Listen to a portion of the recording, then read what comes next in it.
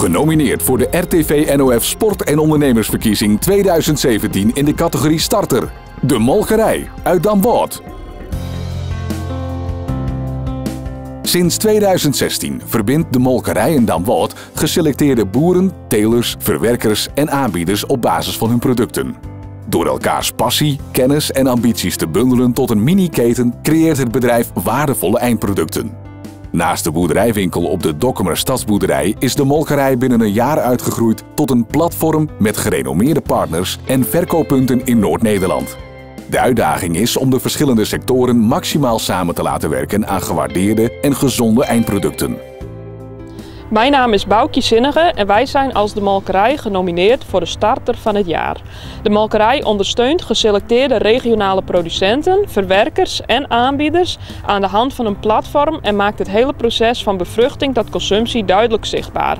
De Molkerij verbindt, verzorgt de communicatie en borgt de kwaliteit over de hele keten tot in het winkelmandje of op het bord bij de horeca. Samen met onze partners werken we intensief aan verduurzaming van het concept en zien we de gezondheid van onze eindgebruikers en omgeving als belangrijkste uitgangspunt. Dus stem op ons!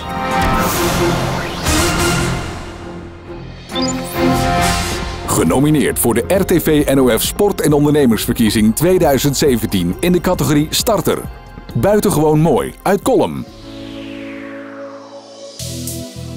Tineke Kuipers van Zwieten opende in maart 2016 haar eigen lifestylewinkel. Buitengewoon mooi. In de winkel worden streekproducten uit Noordoost-Friesland verkocht en kledingmerken die duurzaamheid waarborgen.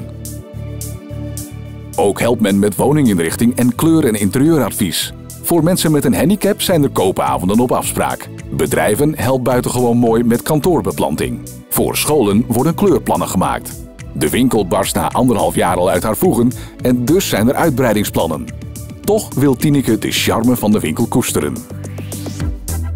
Ik ben Tineke Kuipers, eigenaresse van Buitengewoon Mooi in Kolm.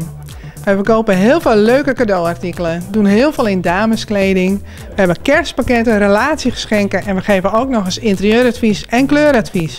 Kom gezellig eens even kijken in onze winkel. We zijn genomineerd voor beste startende onderneming en we willen heel graag winnen, dus stem op ons.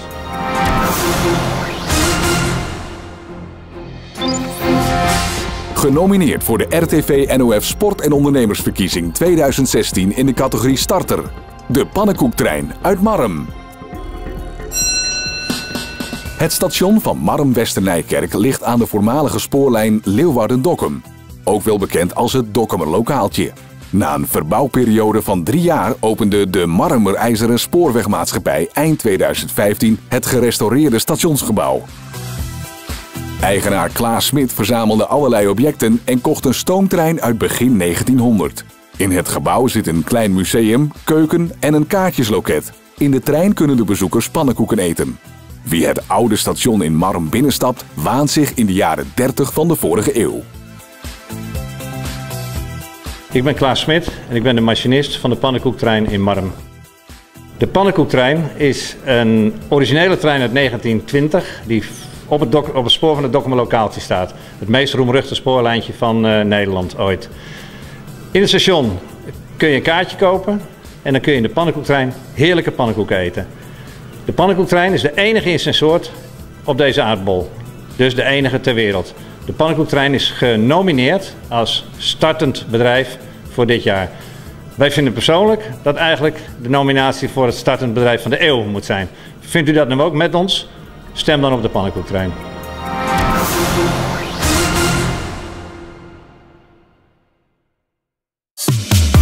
Verrassend dichtbij.